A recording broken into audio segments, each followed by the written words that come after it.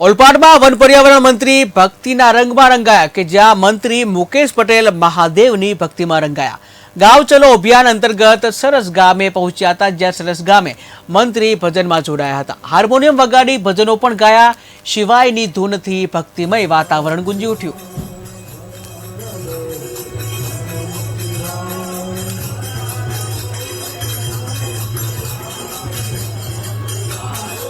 तो वन और पर्यावरण मंत्री मुकेश पटेल जे